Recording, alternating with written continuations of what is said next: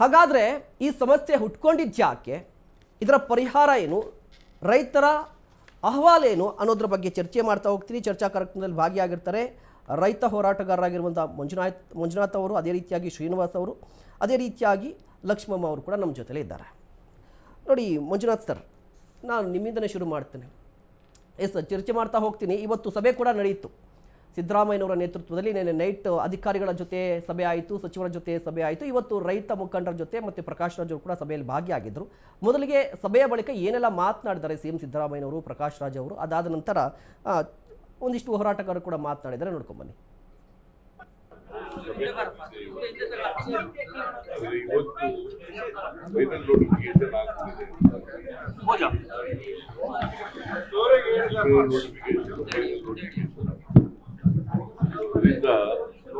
Legal ಆಗಿ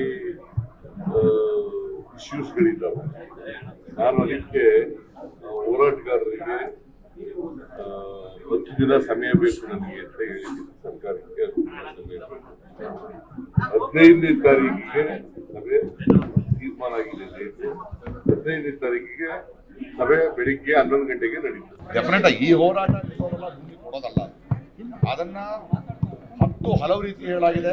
ಇವಾಗ ಅದು ರಾಷ್ಟ್ರದ ಸಮಸ್ಯೆ ಆಗಿದೆ. ರಾಷ್ಟ್ರದ ಎಲ್ಲ ನಾಯಕರು ಮಾಡ್ತಿರ್ಬೇಕಾದ್ರೆ ಯೋಚನೆ ಮಾಡಲೇಬೇಕಲ್ವ ಒಂದು ಸರ್ಕಾರ. ಆ ಯೋಚನೆಯಲ್ಲಿ ಅವ್ರು ಮುಳುಗಿದ್ದಾರೆ. ಅವ್ರು ಹೇಳಿದ್ದು ಮಾಡಲ್ಲ ಅಂತ ಹೇಳಿಲ್ಲ. ನೋಡಿ, ನಾನು ಕೇಳಿಸ್ಕೊಳ್ತೀನಿ, ಈ ಥರದ ಮೂವ್ಮೆಂಟ್ಗಳಿಂದಾನೇ ನಾನು ಬಂದಿರೋದು. ಈ ಮಾತು ನಾನು ಕೊಟ್ಟಿರೋದು ನಿಜ. 10 ದಿನಗಳ ಕಾಲ ಫೈನಲ್ ನೋಟಿಫಿಕೇಶನ್ ಆಗಿರೋದ್ರಿಂದ ಒಂದು ಲೀಗಲ್ ಆಸ್ಪೆಕ್ಟ್ ಕೇಳಿದೆ, ನಾವು ಕೂತ್ಕೊಂಡು ಮುಗಿಸ್ತೀವಿ. ಅದಕ್ಕೆ ನಮ್ಮ ಕಡೆಯಿಂದ ಕೂಡ ಲೀಗಲ್ ಎಕ್ಸ್ಪರ್ಟ್ಸ್ ಅನ್ನು ಅವ್ರು ಕೊಡ್ತಾ ಇದ್ದಾರೆ. ಅಲ್ಲ, ಸರ್ಕಾರ ಗಮನ ತಂದಿಲ್ಲ ಅಂತ ನಿನ್ನೆ ಕ್ಯಾಬಿನೆಟ್ ಮೀಟಿಂಗ್ ಆಗಿದೆ. ಕ್ಯಾಬಿನೆಟ್ ಮೀಟಿಂಗ್ ಕೂತ್ಕೊಂಡು ಮಾತಾಡಿದ್ದಾರೆ. ಮಾತಾಡಿದ ತಕ್ಷಣ 10 ದಿನ ಬೇಕಂತ ಹೇಳಿದ್ದಾರೆ. ನಾವು ಸರ್ಕಾರ ನಡೆಸ್ತಾ ಇಲ್ವಲ್ಲ. ನಮಗೆ ಬೇಕಾಗಿರೋದು ದೇವನಹಳ್ಳಿಯ ರೈತರ ಭೂಮಿ, ಅದನ್ನು ಮಾರಕ್ಕೆ ಬೇರೆ ಯಾರು ಅಲ್ಲ. ಎಲ್ಲವನ್ನ ಎತ್ತಿ ಹೇಳಿದ್ದೀವಿ. ನೀವು ಈಗಾಗಲೇ ಬ್ಯಾಂಕಿಂಗ್ನಲ್ಲಿ ಇಟ್ಕೊಂಡಿರೋ ಭೂಮಿ ಎಷ್ಟು ಖಾಲಿ ಬಿದ್ದಿದೆ, ಅಲ್ಲಿ ಯಾಕೆ ಮಾಡ್ತಾ ಇಲ್ಲ? ಬೆಂಗಳೂರು ನಗರನ ಯಾಕೆ ಹಾಳು ಮಾಡ್ತಾ ಇದ್ದೀವಿ?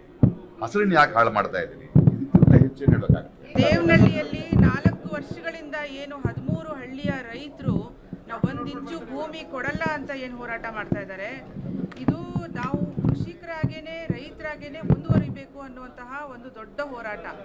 ಪಕ್ಕದಲ್ಲಿ ಅಂತಾರಾಷ್ಟ್ರೀಯ ವಿಮಾನ ನಿಲ್ದಾಣ, ಅಲ್ಲಿಂದ ಒಂದು 10 ಕಿಲೋಮೀಟರ್ ದೂರದಲ್ಲಿ ಅಷ್ಟೇ ಇವರು ಸ್ವಾಧೀನ ಮಾಡೋಕ್ಕೆ ನೋಟಿಫೈ ಮಾಡಿರುವಂಥ ಜಮೀನುಗಳಿರುವಂಥವು. ಅವು ಕೇವಲ ಬರಭೂಮಿಗಳಲ್ಲ, ಅವೆಲ್ಲ ಊರುಗಳು. ಅಲ್ಲಿ ತಲೆಮಾರುಗಳಿಂದ ಬದುಕು ಬಾಳಿರುವಂತಹ ನೆನಪುಗಳಿದ್ದಾವೆ. ಅವರು ಅಕ್ಕಪಕ್ಕದಲ್ಲಿ ಸ್ವಾಧೀನ ಆಗಿರುವಂತಹ ಸಂದರ್ಭದಲ್ಲಿ ಏನಾಯಿತು ದೇವನಹಳ್ಳಿಯಲ್ಲಿ ಅನ್ನೋದನ್ನು ಕೂಡ ಇಲ್ಲಿಯ ರೈತರು ಕಣ್ಣಾರೆ ಕಂಡಿದ್ದಾರೆ.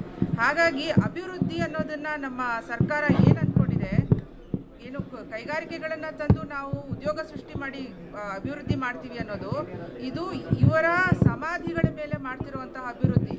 ಸರ್ಕಾರ ಇವತ್ತೇನೂ ಮಾತಾಡಿಲ್ಲ. ಮಾನ್ಯ ಮುಖ್ಯಮಂತ್ರಿಗಳು ಮುಂದಿನ ದಿನಾಂಕವನ್ನಷ್ಟೇ ಘೋಷಣೆ ಮಾಡಿದ್ದಾರೆ. ಕಾನೂನಿನ ಕೆಲವು ತೊಡಕುಗಳಿದ್ದಾವೆ, ಫೈನಲ್ ನೋಟಿಫಿಕೇಷನ್ ಆಗೋಗಿದೆ ಅಂತ ಹೇಳಿದ್ದಾರೆ. ಫೈನಲ್ ನೋಟಿಫಿಕೇಷನ್ ಆದ್ರೂ ಕೂಡ ರದ್ದು ಮಾಡಿರುವಂತಹ ಎಷ್ಟೋ ನಿದರ್ಶನಗಳು ದೇಶದೊಳಗಡೆ ಇದ್ದಾವೆ. ಹಾಗಾಗಿ ಇದಕ್ಕೆ ಕಾನೂನು ಮತ್ತು ನ್ಯಾಯ ಎರಡೂ ಬೇರೆ ಬೇರೆ. ನ್ಯಾಯದ ಪರ ಸರ್ಕಾರ ನಿಲ್ಲಬೇಕು ಅಷ್ಟೇ.